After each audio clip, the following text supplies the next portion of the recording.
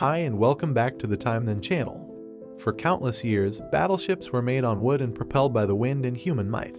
Gunpowder created the first market for chemical energy and manufactured materials, but mounting and operating guns on board ships successfully still needed a lot of time and effort.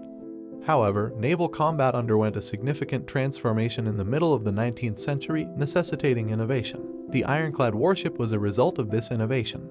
A navy did not conduct a campaign that was entirely fought by seagoing machines until the American Civil War. The Crimean War resulted in slow progress toward mechanized combat at sea. The early ironclads were simply the ordinary ship design of the day, with metal plates added to the sides to guard against more lethal weaponry developed in Europe by the French. These plans crossed the Atlantic to be used during the American Civil War, where they were improved upon and modified to fit the shallower western riverfronts where numerous naval battles were fought. Battles were fought on steamboats equipped with metal plates, and the Union forces eventually created the gunship that has come to be known as the ironclad. These steam-powered ships were quite resistant to conventional gunfire, artillery, and even cannon fire since they were plated heavily and sat rather low in the water. The majority of the U.S. Navy remained loyal to the Union despite the lack of ironclad warships at the start of the conflict. The Confederacy made the decision to pursue the building and acquisition of ironclads as a means of gaining some type of naval advantage in order to offset this deficit. In response, the Union started creating their own ironclads. This includes two primary designs, the River Fighting City-class ironclads and the Ocean-going Monitor-class ironclads. At the Battle of Hampton Roads in Virginia in March 1862, the world witnessed its first naval confrontation between opposing ironclad forces. Fleets using the ironclad could now compete with armored forts. The CSS Virginia, originally the steam frigate US Merrimac, and the US Monitor engaged in a battle until Virginia withdrew, with neither side able to seriously harm the other.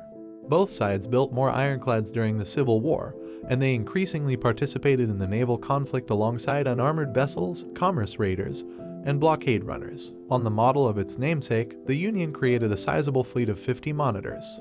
Many of the Confederacy's ships, built as scaled-down versions of the Virginia, saw action, but their attempts to acquire ironclads abroad were thwarted when European countries seized the vessels being built for them, particularly in Russia, the only nation to openly support the Union throughout the war. Only CSS Stonewall was finished, and she reached American seas just before the war came to a conclusion. The successes of ironclad warships on both sides established beyond a shadow of a doubt the end of the era of the wooden ship of war. The Battle of Mobile Bay amply illustrated the idea. Despite possessing 11 wooden ships, the Union required its Monitor-class ironclads to defeat the CSS Tennessee, a powerful ironclad belonging to the Confederacy. The rest of the world had taken note by the Civil War's conclusion. The final significant naval conflict involving squadrons of wooden ships took place in 1864 as everyone struggled to modernize their navies in the wake of the demise of the outdated wooden ships. Please kindly subscribe, like, and comment.